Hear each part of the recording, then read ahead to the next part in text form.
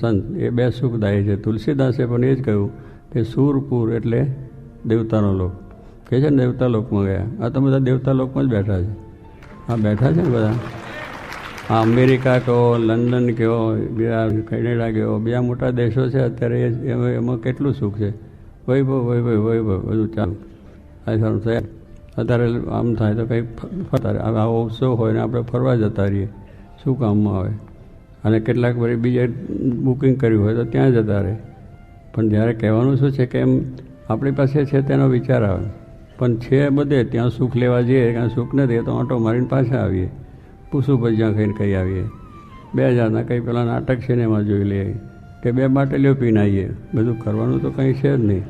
એ સિવાય થાય શું છે? કંઈ શું થાય છે? તારે આ તો ભગવાનનું દર્શન થયા, સુખ થયું, કેટલી આપણા એ થયા, પૂજા થઈ, કેટલો આનંદ થયો. ભગવાનના દરબારમાં બેઠા છે એ હગડા ટેક બધા. તો કહેવાનું શું, કોઈ ઉપાધિ જ નથી અત્યારે અહીંયા. બહાર જેટલી છે એટલી છે, પણ અહીંયા આવ્યા એટલે આપણે શાંતિ થઈ ગઈ. તો કહેવાનું એમ ભગવાનની પાસે છે ને ભગવાનના સંતની પાસે.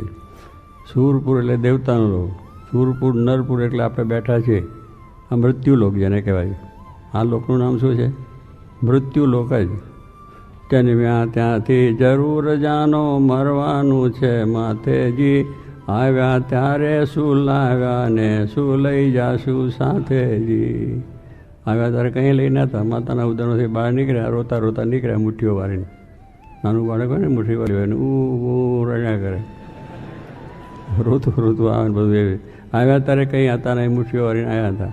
અને ગયા ત્યારે પછી આપણે બધું ઘણી આપણી સામગ્રી હોય, પણ જ્યારે ડેડ બોડી છે અને એને પછી બાંધીને લઈ જાય, અહીં તો કફનમાં નાખે છે, પછી એ બાંધીને બધું નાખે. એની ઉપર જરા સારી જંજો હોય, સારા કપડાં ઉતારી લઈને બીજો મૂકે કે તું એટલું લઈ જાય નહીં અહીંથી. કારણ કે મારે લઈ જવું પણ તમને લેવા નહીં દે, હગાવાલા નહીં લેવા દે, બધું ઉતારી લે છે સારામાં સારી રીતે પ્રેમથી. એટલે કહેવાનું કે કશું આપણે આયા નથી, અરે લાયા નથી ને લઈ જવાના પણ નથી. એટલી ઠાઠડી બાંધે છે ને આમ ખુલ્લા હાથ રાખે. એટલે બાંધે શા માટે? બતાવે છે બધાને, ભાઈ જો આ બધી મારી મિલકત જમીન જે હોય મૂકીને જવું, કશું લઈ જતો નથી. એટલે કહ્યું છે કે સ્વામી કે આપણે બધું આપણે વિચારીએ છીએ, એટલે જે ભગવાને આપ્યું છે ત્યાં સુધીને વાપરવું, સારા કામમાં વાપરવું, સારો ઉપયોગ પણ કરવો. એટલે કોઈ વસ્તુ શાસ્ત્રે નથી નિષેધ કર્યો, કશું કમાશો નહીં, ખાશો નહીં, પીશો નહીં, બોલશો, એવું કશું નથી. બધું કરો પણ ભગવાનને રાખીને કરો, ભગવાનને સંભાળીને બધું કરો, એટલું જ એમને કહેવાનું છે. બાકી તમે કહો ને તમે ભોગવો, તમારું છે ને તમારે કરવાનું છે. પણ એમાં ભગવાન છે એમને કહ્યું ને એ ભગવાનને સંભાળવા કે એમને પણ આપણે રાજી કરી શકીએ. એટલે એ દ્રષ્ટિએ આપણે જીવનમાં જોઈએ છીએ. એટલે એ ભગવાનને સંત છે એની પાસે સુખ ને શાંતિ છે, ત્યાં આવીએ ત્યારે કંઈક શાંતિ મળે. બળતો જડતો આત્મા સંત સરોવર જાય, સત્સંગ રૂપી લહેરમાં તરત ટાઢો થાય. અહીં બેઠા છે ને ટાળક છે ને, જો એકદમ ટાળક છે. અરે કહેવાનું શું છે કે ભગવાનને સંત પાસે જે તારે ઠંડક થાય, અને બહાર પાર્ટીમાં જે તારે ઉદ્વેગ કરીને આવીએ અને કંઈક બીજી ધમાલ કરીને આવીએ. એટલે આવી બધી પ્રસ્તુતિ છે, જાણીએ છીએ, સમજીએ છીએ, એટલું મુકાતું નથી, ના લેવાતું નથી. ભગવાન છે આમ દેખાતા થઈ, ઊંચે જોઈએ છે. એટલે જે ઊંચે છે એ દેખાતા નથી, અહીંયા છે મનાતા નથી. એટલે કહેવાનું શું કે અહીં ભગવાન શ્રીજી મારા સાક્ષાત બેઠા છે, પણ એને આપણે દેખા તો પૂતળા છે કે નથી, ભગવાન છે સાક્ષાત. આપણે જેટલા હૃદયની ભક્તિ કરશું એટલું આપણને સુખ છે. એટલે એ રીતે સમજીને કે ભગવાનમાં સુખ છે, એટલે ભગવાન જ આપણું સર્વસ્વ છે. અને એનો આપણે ટાઈમ રાખવાનો, સવાર સાંજ જે કંઈ થતું હોય, પૂજા પાઠ એ બધું કરવાનું. એ ક્યાં કહે છે 24 કલાક મારી પાસે બેહી રહ્યું કહે છે ખરા? પેલો ઓફિસમાં તો ગયા હોય તો 10 કલાક બેહાડે ખરો, 2 કલાકે બેહાડે. અને આ વકીલ છે ને એ પણ તમને બેહાડે કલાક, કારણ કે એ પાછું જાણે કે એને જરા થકવું તારે. એટલે એવા આ તો વકીલનું કામ એવું છે. અતુલ એવું ખરું કે નહીં? દરેક માણસ એવું છે કે કંઈક બેહાડે. ડૉક્ટર ભાઈ જે તો કલાક બેહાડ રાખે. અને ઓફિસમાં પેલા સરકારી ઓફિસો છે ને તે ઓફિસરો બેહાડે કલાક. અમથા જાણીને બેહાડે, કંઈક આનંદ ના હોય પણ બેહાડી રાખે. એટલે આપણે તો ગરજ મારે બેહી રહ્યા છે. પણ ભગવાનના દરબારમાં જાઓ તો ઓપન.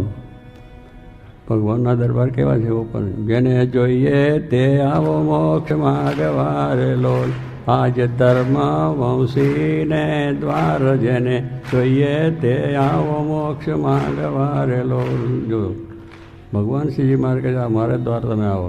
ધર્મ હું છે એટલે મારા નામ પિતાનું નામ ધર્મ અને ભક્તિ માતા એટલે ધર્મને દ્વાર એટલે ભગવાનને દ્વાર. જે ભગવાનને માનતા એનો દ્વાર છે બધા. તો એ કહે તમે આવો, અમારો ઓપન છે, વેલકમ.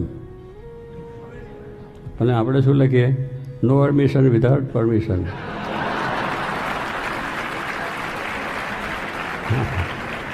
આપણે એવા બધા રહ્યા છે કે તું તારું ક્યાં થઈ ગયું, તું તને આ બુદ્ધિ આપી એનાથી તે બાંધ્યું છે તારું ઘર છે, પણ ત્યાં બાણ લગાડી દે અને એક રાખે કૂતરો.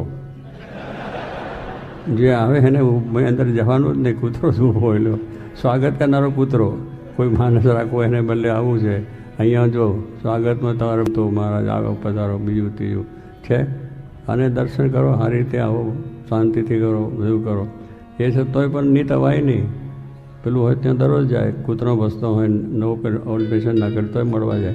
એટલે આવી આપણી એ છે. એટલે એના માટે છે કે ભગવાને દ્વાર ખુલ્લા રાખ્યા છે કે જેને જોઈએ મોક્ષ માગવા, કલ્યાણ માગવા, સુખ લેવા માટે, શાંતિ લેવા માટે આ દ્વાર ખુલ્લા છે. તો એનો લાભ આપણે લેવાનો છે અને એ લાભ લઈને આપણે સુખ્યા થવાનું છે.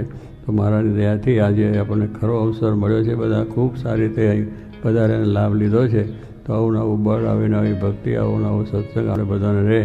ભગવાન પ્રધાન રાખો, વ્યવહાર કરો, ખૂબ કરો વ્યવહાર. એમાં કોઈ ના નથી. દેશ પ્રદેશ જાઓ, બધે ફરો, જે વેપાર હોય, ધંધો હોય, નોકરી હોય, બીજું જે તે કરો, પણ ભગવાન રાખીને. ભગવાનના આદેશો છે અને ઉપાસના બે પાંખો છે. આજ્ઞાને ભગવાનની અને ઉપાસના એ પાંખો તોડાય. પ્લેનમાં બે પાંખો છે, પક્ષીઓને બે પાંખો છે તો ઉડે છે. પ્લેનને પણ બે પાંખો બનાવી તો ઉડે છે 400 માળ લઈ. કે શું તો આપણે પણ આવડવું છે કે ભગવાન અક્ષરમાં આવવું છે. તો ભગવાનની જે આજ્ઞા છે આપણને શિક્ષાપત્રી આપણને આપી છે એ બરાબર રીતે આપણે પાલન કરવી.